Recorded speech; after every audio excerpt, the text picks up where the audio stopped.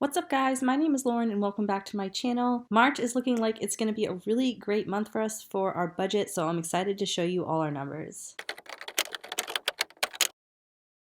I can't believe we're already at the end of February. This month got away from me. I did really well with all of my videos and my content in January, and then I have been sick most of February. You can probably hear it in my voice that I'm still sick. I got sick like a few weeks ago and then got better for a few days and then have been so sick the past week and a half. So I'm starting to feel a little bit better. I tested for COVID and it was negative, but it could be wrong because this is a really nasty thing that I have, or it could be the flu. But either way, I'm glad that I'm starting to come out of it. So I am behind on some of my videos for this month, but I do want to get this one up for you because I'm super excited about this month's budget. So for March, we're expecting total income of $11,055.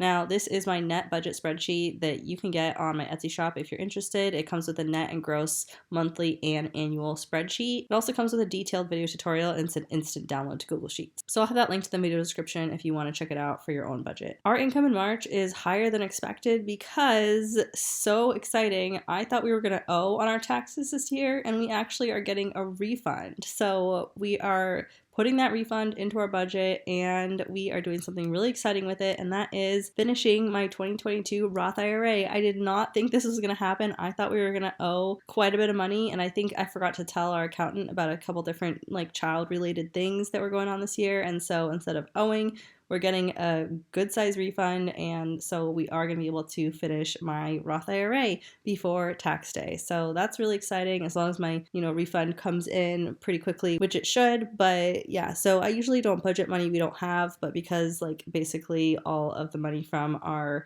tax refund is going to the Roth IRA, if it doesn't come in time, we just won't put it this month and it'll happen in April. But looking at pay yourself first, we've got $2,475 budgeted for my Roth IRA, which is the amount remaining to get me to $6,000 for the 2022 Roth IRA. We're not putting anything to the stock options this month, so total for investing we are planning for March is $2,475. We do also contribute to my husband's 401k, but that's pre-tax. So since this is the net budget spreadsheet, that doesn't show up on here. Next, for debt, we've got one debt left on our debt-free journey, and that's my husband's student loan. So we have budgeted $830 for the minimum payment and then an extra debt payment of $214. So over $1,000 this month, which I'm trying to pay off at least $1,000 a month on this. So this would be a little bit shy, but hopefully we'll be able to bring in some extra money here or there. I've been doing more selling on Facebook Marketplace and cashing in my credit card points every single month now rather than waiting till the end of the year.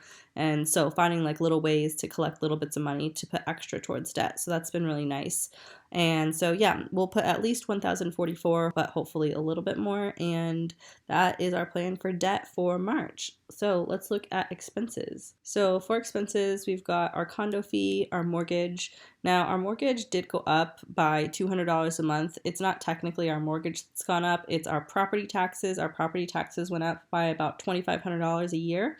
And that was a huge jump and it was really surprising, but that's why homeownership is not just always that great, because there's all these other expenses like property taxes and insurance, and your utilities are more when your house is bigger, and just all these repairs and maintenance things that come up. So you think you're going to be, paying down and building equity, and it's true, you do that, especially if you've owned in the past couple of years. The real estate market has done really well, but you have to also offset all those gains in equity with all the expenses to get the true value of your real estate as an investment. So for us, it's just, as our primary residence, we don't do it for investment purposes. But anyway, our mortgage went up by $200 a month, so it is now $2,140 per month. And then we've got our life insurance, internet, home security, car insurance, cell phone, Spotify, and then groceries. We do $250 a week for groceries, and based on where the weeks fall, March has 5 weeks, and so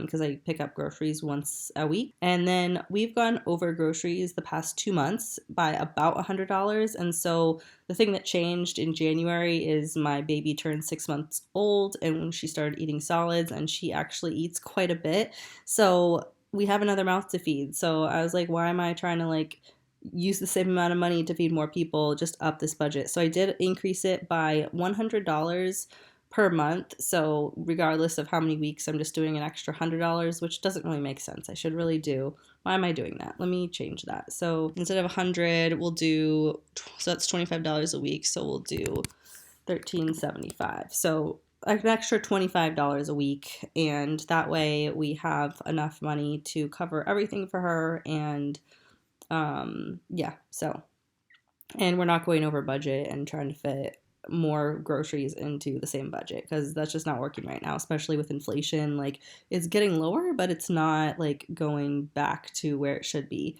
So yeah, things are still going up. For gas, we budgeted $150, and then medical used to be a sinking fund, but I just decided to move it over to expenses and like try to just cash flow our medical expenses for now, because I don't know, I just felt like switching it up. So we're gonna see how that works. And then so that's $250. And then we've got miscellaneous for $25, and that is $4,611 we budgeted for expenses. And then going over to our sinking funds, so nothing this month to our emergency fund or our vacation fund. For my husband, myself, and my 2 daughters, we're each getting $150 this month. For activity/preschool, we're doing $1,100. There's a renewal fee that we have to pay, so we usually do $1,000, but we're doing an extra $100 in that fund this month. My cat miles gets $250, and then for gifts, we're doing $150. For car maintenance, we're putting in $50, and then for house maintenance, we're putting in $250. For utilities, we're putting in $400, which will hopefully be enough. It has been slightly warmer, but not really. And our utilities have been like astronomical this winter, the highest since we've lived here. So kind of a bummer, but we'll see if this gets us through. And then we always put $150 for Christmas and my girls' birthdays. So those are covered when the time comes, and that brings us to a total of $2,950 for our sinking funds. Now, I did make a change over here, and so the left budget is not balanced anymore, so I just need to change the extra debt payment, and that way it then balances. So yeah, it's a nice feature of the budget. You can see, you know, when you've budgeted everything in this budgeted column here, and over on the expenses side, there's a budgeted column. It all goes into this, you know, balancing against your income. And then when you put in your actual income, in all your actual expenses and all the actual, in the actual column, then that will also balance as well. So you can make sure that everything makes sense, because what you project and budget for your income is never what it actually is. Well, I shouldn't say never, but very rarely is it exactly what you plan for. So this is super exciting to take a look over here at the budgeted summary, because it never looks this good. I am so happy to see 22.4% of our money is going to pay yourself first. That is just so beautiful. I love seeing a high percentage going to pay yourself first, because that's the money that's